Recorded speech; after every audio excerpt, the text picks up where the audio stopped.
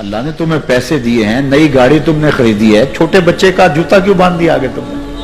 جوتا باندھنے سے اگر یہ ایکسیڈنٹ سے, حادثے سے گاڑی بچ سکتی ہوتی ہے تو پھر پاکستان کے جتنے پی آئی اے کے جہاز ہیں سب پر باندھ دینا چاہیے, سب پہ جوتے لٹکے ہوئے ہوں. عجیب تم نے فلسفہ تراشا. کسی نے جو ہے وہ کالی رنگ کی پٹی باندھ دی نیچے, اس سے اس کو نظر نہیں لگے گی. گھوڑے کے پاؤں کے نیچے جو کھری لگی ہوئی ہوتی ہے, کچھ لوگوں نے اپنے گھروں میں وہ باندھی ہوئی ہوتی ہے کہ اس سے ہمارے گھر کے اندر کوئی مصیبت نہیں آئے گی, کوئی تکلیف نہیں آئے گی. کسی نے ہنڈیا اپنے گھر کے اوپر الٹی رکھی ہوئی ہوتی ہے, یہ ہنڈیا بچا لے گی. اور میاں ہنڈیا کیا بچائے گی تجھے؟ اللہ کے قہر سے کچھ نہیں بچا سکتا.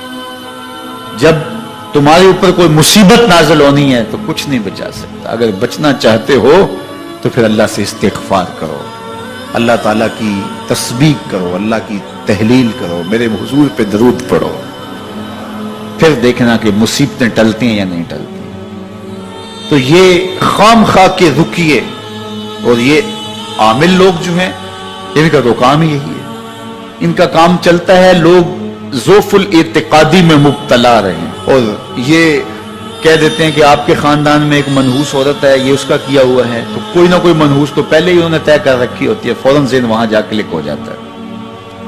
اس کا نون سے نام شروع ہوتا ہے, اس کا کاف سے نام شروع ہوتا ہے, اس کا جیم سے نام شروع ہوتا ہے, تو پورے خاندان میں کسی کا نام کاف, نون یا جیم سے تو شروع ہوتا ہی ہوگا.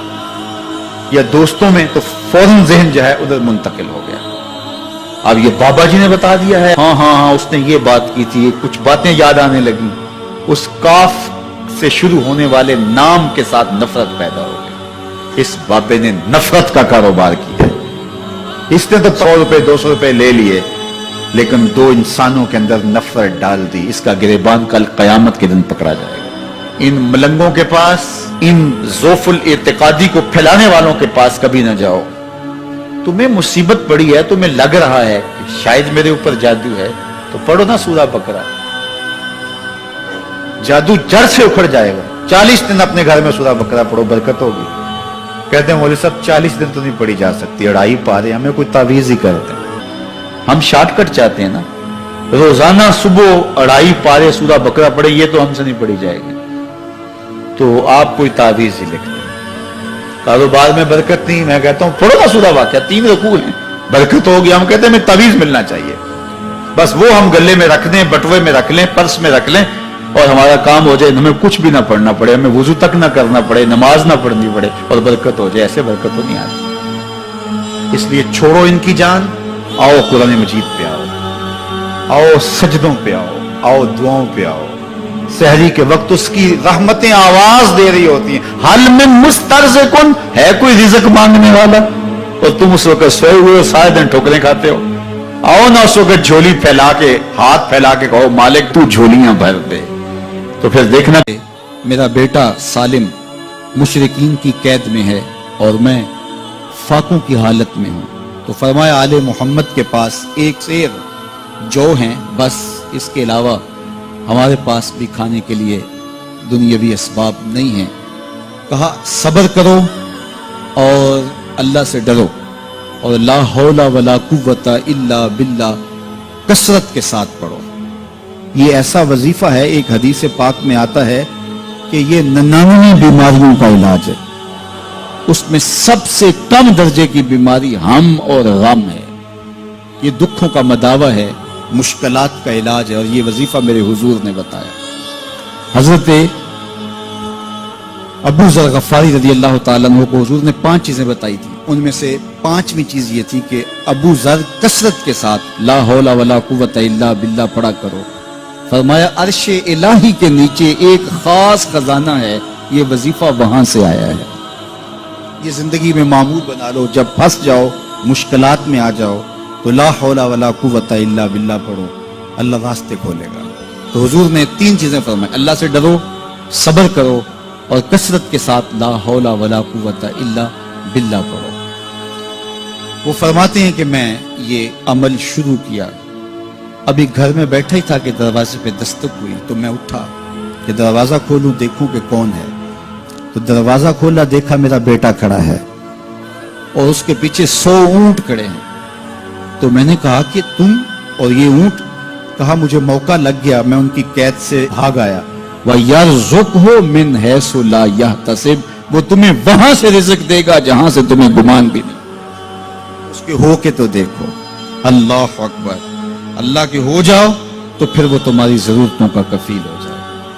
فرمایا حضرت عبداللہ ابن مسعود رضی اللہ تعالیٰ عنہ نے کہ کسی شخص کو فقر و فاقہ آ جائے تو وہ لوگوں کو بتائے کہ میں آج کل بڑے مشکل حالات میں ہوں، ہر وقت لوگوں کو بتاتا رہے تو اس کی مشکل بڑھے گی، اس کی مشکلیں آسان نہیں ہوں گی اس طرح۔ اور اگر وہ اپنی اس مشکل کو کسی سے شیئر نہ کرے بلکہ مصلی بچھا کے اپنے رب سے کہے کہ مالک فقر و فاقہ آ گیا ہے اور اس کا علاج تیرے پاس ہے، اس مرض کا مداوع تیرے پاس ہے۔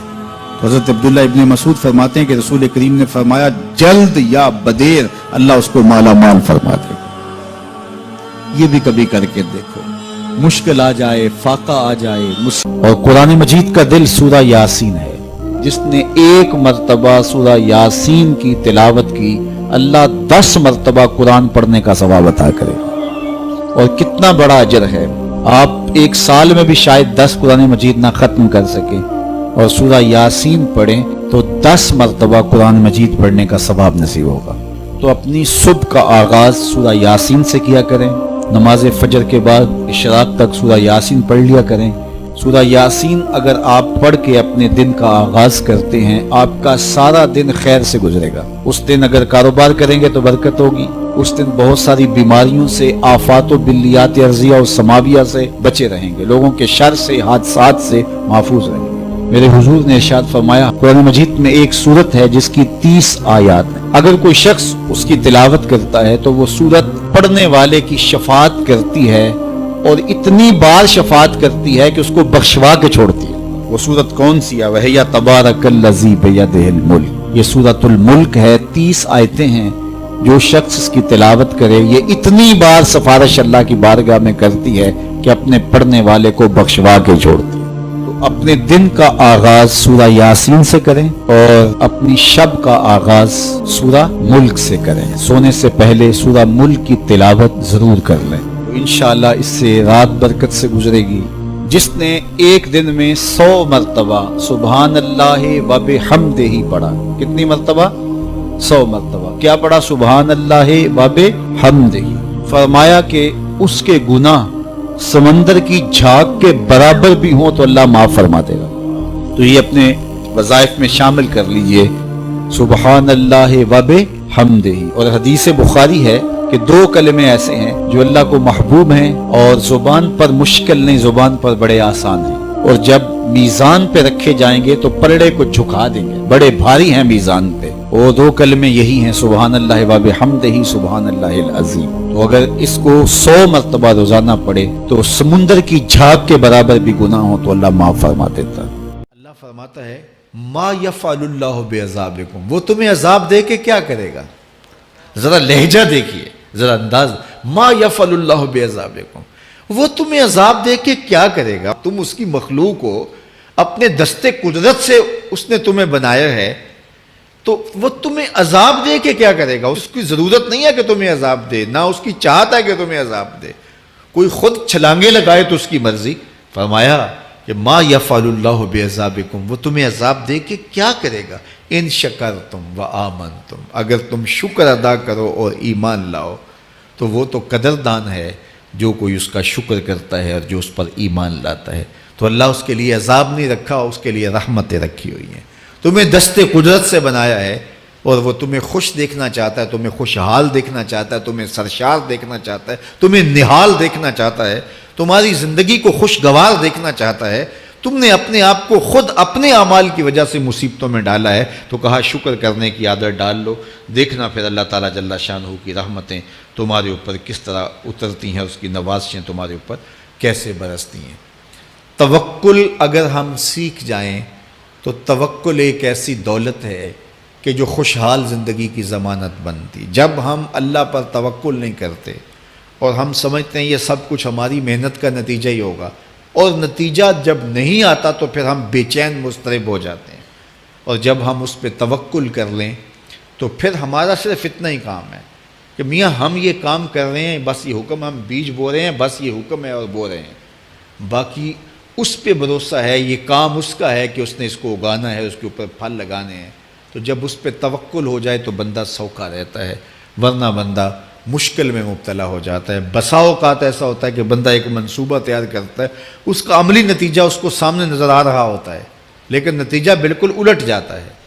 سید علی المرتضیٰ فرماتے ہیں میں نے اپنے ارادوں کی شکست سے ہی اپنے رب کو پہچانا ہے، کہ میں ایک منصوبہ تراشتا ہوں کہ یہ اور یوں ہوگا اور وہ ہونا چاہیے، لیکن نتیجہ وہ نہیں آتا، تو کوئی طاقت ہے اس کا جو نتیجہ بدل دیتی ہے۔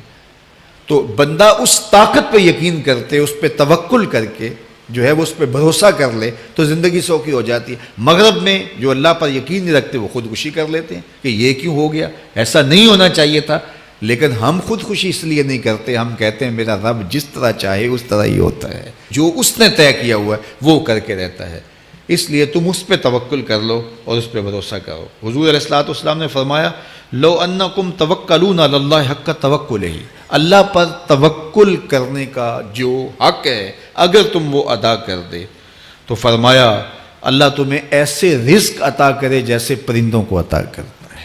ہمارا تو کاروبار ہے، یہ فیکٹری ہے، یہ دکان ہے، یہ ہماری نوکری ہے، ہم نے یہاں سے کمائی کرنی ہے۔ پرندوں کا کوئی کاروبار نہیں ہوتا، کوئی نوکری نہیں ہوتی، کوئی ٹھیا، کوئی اڈا نہیں ہوتا جہاں جا کے انہوں نے رزق کے لیے کوئی آغاز کرنا ہوتا ہے، بلکہ حضور نے فرمایا تغدو خماسا وتروح بطانا، جب وہ صبح گھر سے نکلتے ہیں تو خالی پیٹ نکلتے ہیں اور انہیں کوئی اپنی منزل کا تعین نہیں ہوتا، جدھر خیال آیا اڑ گئے ادھر، لیکن کبھی ایسا نہیں ہوا کہ شام کو خالی پیٹ واپس آئے ہوں، کہا وہ پیٹ بھر کے آتے ہیں۔ باہو بولے بن توکل پنچھی اڑ دے، خرچ نہ پلے زیرا ہو، جب گھر سے اڑتے ہیں تو ان کے پلے نہ کوئی خرچ ہوتا ہے، نہ راس المال ہوتا ہے، نہ کوئی اوزار ہوتے ہیں، نہ کوئی ہتھیار ہوتے ہیں، کچھ بھی نہیں ہوتا، یوں ہی گھر سے نکلتے ہیں، کبھی بھی خالی پیٹ نہیں آئے۔